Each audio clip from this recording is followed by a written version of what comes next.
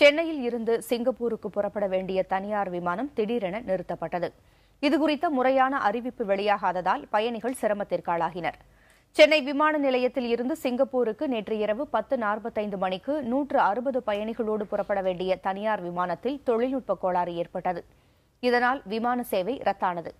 இதுகுறித்து பயணிகளுக்கு முறையான அறிவிப்பு வழங்காததாலும் மாற்று ஏற்பாடு செய்யாததாலும் பயணிகள் விடிய விடிய விமான நிலையத்திலேயே காத்திருந்தனர். இது தொடர்பாக விமான நிலைய அதிகாரிகளுக்கு புகார் தெரிவிக்கப்பட்டதை அடுத்து பயணிகளுக்கு மாற்று ஏற்பாடு குறித்த அறிவிப்பு வெளியானது. இந்த ஃப்ளைட் டிலே ஆயிடுச்சு. 3 hours டிலேனாங்க. அது ப்ராப்பராக இன்ஃபார்மும் பண்ணலாம் அவங்க. அதுக்கப்புறம் அவங்கள ஃபாலோ பண்ணி கேட்டால் அவங்க உடனே சொல்கிறாங்க, இல்லை sir delay due to technical slack அப்படின்றாங்க. 3 hours அப்புறம் 1:45க்கு கேட்டேன். நான் அது ப்ராப்பராக இன்ஃபார்ம் பண்ணல. அங்கே இருக்கிற Patra team whose the management அவங்க ரொம்ப ரூடாக ரிப்ளை பண்ணாங்க. அதுக்கப்புறம் அவங்க ஆல்டர்னேட்டிவ் எதுவும் ப்ரொவைட் பண்ணல. இப்போ ஃப்ளைட்டு டெக்னிக்கல் ப்ராப்ளம் சொல்கிறாங்க. அதுக்கு பதிலாக வேறு ஏதாவது ஃப்ளைட்டை அரேஞ்ச் பண்ணியிருக்கலாம். இப்போது ஸ்டே பண்ணுறதுனா என்னை குழந்தைய வச்சுட்டு ரொம்ப கஷ்டமாக இருக்குது.